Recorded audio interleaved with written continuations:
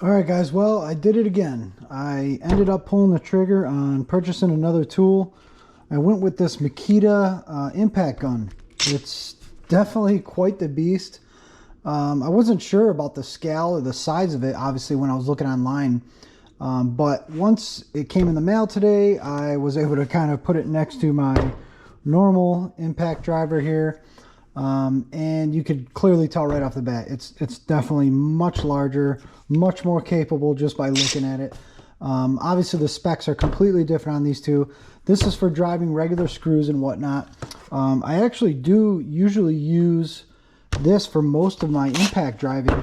I do have, let's see here, we have the 1/2" adapter, the 3/8, I even have a 1/4.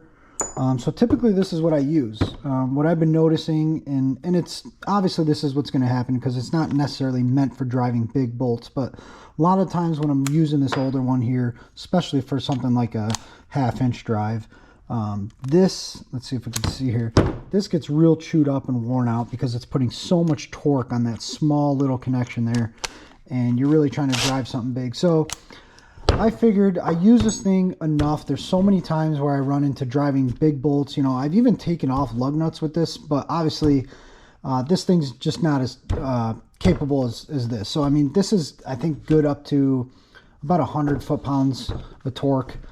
This bad boy right here is around 740 in reverse. So you could take off about 740 foot-pounds of torque with removing. I think putting it in forward, you could actually get up to like 450, something like that. So this one also has multiple different settings. There's a lot of different modes on this thing. Some of them are pretty cool features where obviously you could adjust it just 1, 2, 3, 4 is the different amount of steps up in torque.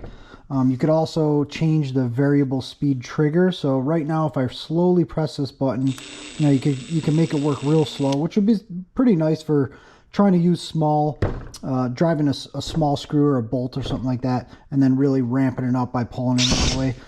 You can on here press a mode where even if you just press it the tiniest bit, it will go into full force. The other thing, there's sort of, I guess you'd call like a timer setting on here where if you're removing a bolt, usually if you have it in full speed in reverse and you go to crank that bolt off, it's going to continue to spin, and that, oh, here we go, and that bolt is actually going to just come flying out.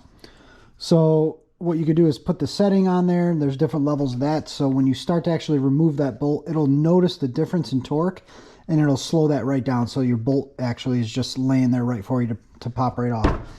I haven't actually tried any of that out yet, but I've watched a couple videos, read the directions, and that's pretty much the gist of it. So this thing is definitely going to do way more better job at driving and removing bolts that I'll kind of run into.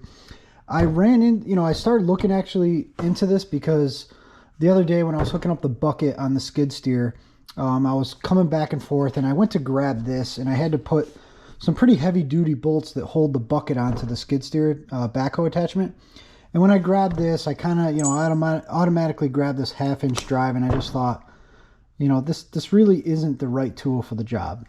I do have, you know, my air compressor and my air tools and whatnot, my air impact gun, you know, and obviously it's not as convenient as just picking up this thing off the bench and going out to the driveway and working on it. So I realize I'm relying a lot on a tool that's really not meant for the job, and I figured, you know, now if I'm using something that often where I'm noticing it that much, it's probably time to upgrade. So I actually looked around a couple different places to purchase this. If you just go on and Google, you know, this Makita Impact, there's a bunch of different models. I went right to their website and filtered through the different impact drivers they make to make sure I got the part number for their latest and greatest model. There's a couple different brushless ones. There's a couple different ones that also have the 4 settings. I wanted the one that they've just mostly recently came out. Obviously, if I'm looking for a tool, I'm not looking to just spend as much money as possible, but I knew kind of what the budget of what I'd have to spend on these, and I was looking around the $300 mark. And what's really cool is I actually just started Googling, and I figured out there was an awesome deal. I forget the name of the website now. I'll try to put it in the description, but I actually noticed a couple different places were offering the same deal, so it might not necessarily matter where you purchase it from. But I got the The gun originally sells for around $300, but they had a deal going on where if you purchase that, you get the 5 amp hour Makita battery for free. So this battery alone is like anywhere from $130 to $150, and I paid $300 for this entire setup. So I think it was $303 shipped to the door. So they knocked off the $147, and you know, no matter what way you look at it, I paid $300 for a heck of a system here. What's cool is that my other batteries I have are actually just the 3 amp hours. I have 2 of these. I had a third one that kind of stopped working after about a year of use, but I did kind of abuse these pretty good. So the 2 that I have left still work great, but it's really nice to have the other option of having this 5 amp hour. So most likely I'll just keep continuing to use this battery for this one. Obviously this needs that that amperage to really kind of do what it needs to do, but you know, having that option to swap them is great. I'm sure this will work no problem with the 3 amp hour on the impact, but other than that, I'm definitely excited to use this. I'm going to probably just end up throwing this in my truck so that when I'm over at the property working on the skid steer and have my zero turn over there, I could always have a nice heavy duty tool to get what I need done. So that's pretty much it. I'm not going to do a full review on this because there's plenty of other videos out there that could do a way better job of actually testing these things out. So I'll probably have some videos of just me using it on, you know, general things day to day. So go ahead and, you know, look one of these up if you're looking. I actually was also looking into purchasing the Milwaukee version.